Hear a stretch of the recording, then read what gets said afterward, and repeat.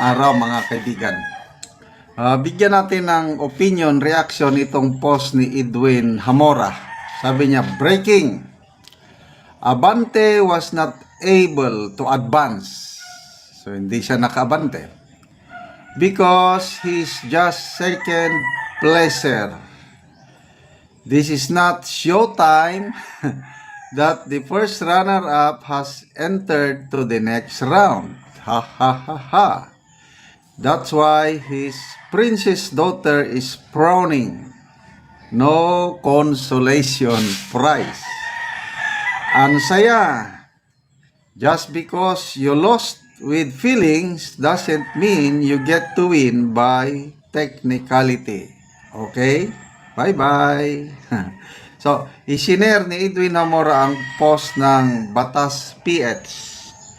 Sabi dito, Supreme Court strikes down second placer rule. Nako, matindi ito dahil desisyon ng Supreme Court. Basahin natin ha. The Supreme Court in Bank has abandoned the second placer rule as it held that there is no legal basis for proclaiming the second placer in elections when the winning local elective official is disqualified or ineligible. Instead, the rules on succession in cases of permanent vacancy as stipulated in the local government code shall be applied. Nabasa ko itong desisyong ito ng Supreme Court tungkol sa Maguindanao. Governor Alipax Mangundadato na kulang siya ng residency pagiging governor, ganun na hindi ko na lang ma-summarize. Basta yun ang basihan ng in-bank decision na ito ng Supreme Court na yung second placer doon sa Maguindanao na election ay hindi pwedeng uupo. So, wala daw legal basis. Ang masunod yung local government code. So, hindi ko na-research kung ano ba ang sinasabi sa... So, meaning, si Congressman Abante, siya man ang second placer. Na-disqualify si Congressman-elect Joel Oy sa citizenship issue. So, dahil sa desisyon ito ng Supreme Court, ay sorry na lang. Instead na umabante, lalong umatras. Magbasa lang tayo sa mga comments ha. Eden Trinos, oh, loko. Flor Delen, baga, walang himala. Panatik, buti naman. John Sacateño, so sino ang papalit? Tingnan natin. Hindi ko rin alam sinong papalit eh. Bakante nga eh. Yan, there will probably another election. Yeah, election again. Yun. Special election. Tama. Special election.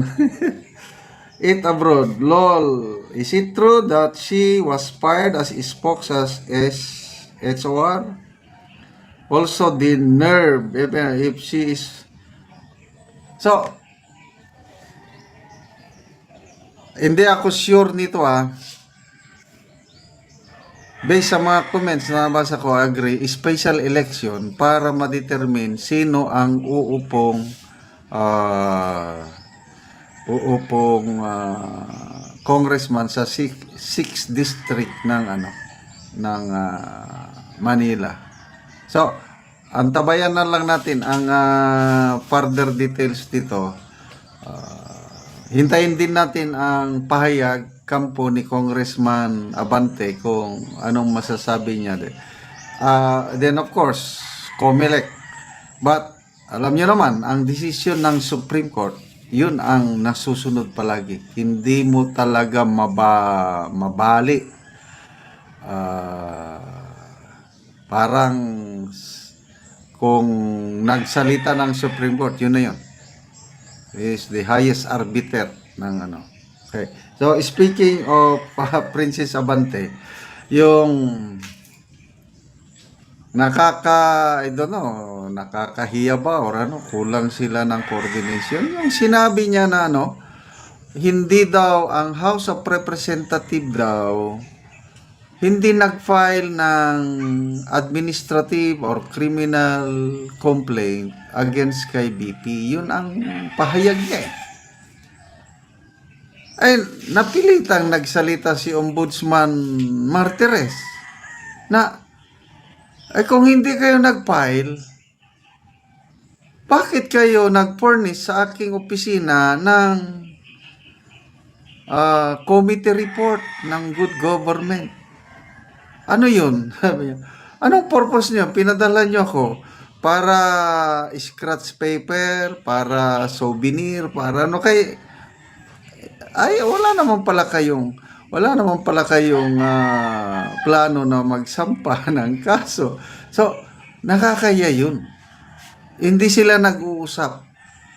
So, nakakatawa pa tuloy. But, makita nyo ang Office of the Ombudsman dahil nakatanggap siya. That's a formal document. Ang SOP is pasagutin yung nasasakdal. Kaya nagkaroon ng order ang ombudsman, pinapasagot kampo ni BP Sara tungkol sa, ang daming kaso, patong-patong, lahat na lang na pwedeng kaso. Binilang ko parang siyam, ano doon is plunder, ano pa, betrayal of public trust, bribery, so lahat na lang ng kaso inilagay doon. But anyway, you cannot put a good man or woman down. So, bahala na ang mga yung kaibigan ko nga, si Chris Torres, sabi niya, Sir, grabe naman ang ginawa ng HOR. Daming kasong isinampa kay BP Sara. Sabi ko, don't worry. Kayang-kaya ng mga abogada ni BP Sara. Yung 16 lawyers niya sa impeachment court, sila na rin ang aasikaso niyan. And may nagtatanong din, ba't kaya ni BP Sara magbayad ng ganong kadami ng abogado? O remember, yung husband niya is abogado, may sariling law practice. So, huwag na kayong magtaka kung ganyan. Ibig sabihin, maraming handang dumupinsa kay BP Sara, kaya huwag na kayong magtaka sa dami ng kanyang abogado. Okay? So, good luck na lang po kay Congressman Abante kung makaupo ba siya o hindi. With this development na may ruling na ang Supreme Court, second placer, hindi pwedeng makaupo. Salamat mga kaibigan sa inyong pagsubaybay sa ating channel. Nakakatulong kayo ng malaki sa Tribong Talandig ng Bukidnon. Ang sweldo natin sa channel na ito is pantulong sa tribo. Namimigay tayo ngayon ng libreng yero at pako para makapagpatayo ng mas maayos na tahanan, bahay ang Tribong Talandig.